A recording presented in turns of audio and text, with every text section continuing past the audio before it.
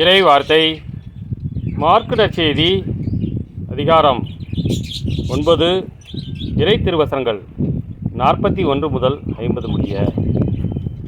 அக்காலத்தில் இயேசு தாம் சீடருக்கு கூறியது: நீங்கள் கிறிஸ்துவை சார்ந்தவர்கள் என்பதால் உங்களுக்கு ஒரு கிண்ணம் தண்ணீர் கொடுப்பவர் கைமாறு பெறாமல் போகார் என உறுதியாக உங்களுக்கு சொல்கிறேன்.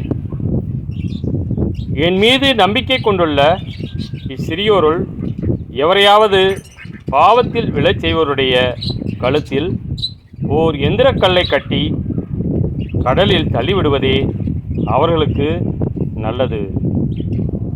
உங்கள் கை உங்களை பாவத்தில் விழச் செய்தால் அதை வெட்டிவிடுங்கள். நீங்கள் இரு கையுடையவராய் அணையாத நெருப்புள்ள நரகத்துக்குள் தள்ளப்படுவதை விட கை ஊனமுற்றவராய் நிலை வாழ்வில் புகுவது உங்களுக்கு நல்லது. உங்கள் கால் உங்களை பாவத்தில் விழச் செய்தால் அதை வெட்டிவிடுங்கள்.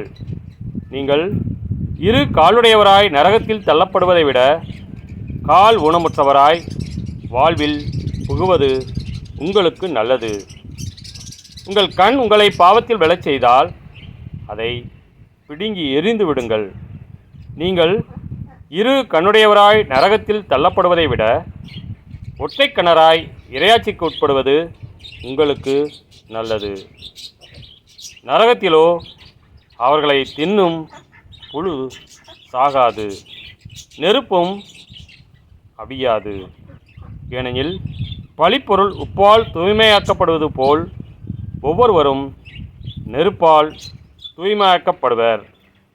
உப்பு நல்லது, ஆனால் அது உவர்பற்று போனால் எதை கொண்டு அதை உவர்ப்புள்ளதாக்குவீர்கள்?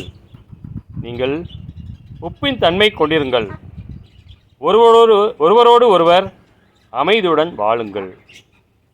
கிறிஸ்துவின் நற்செய்தி.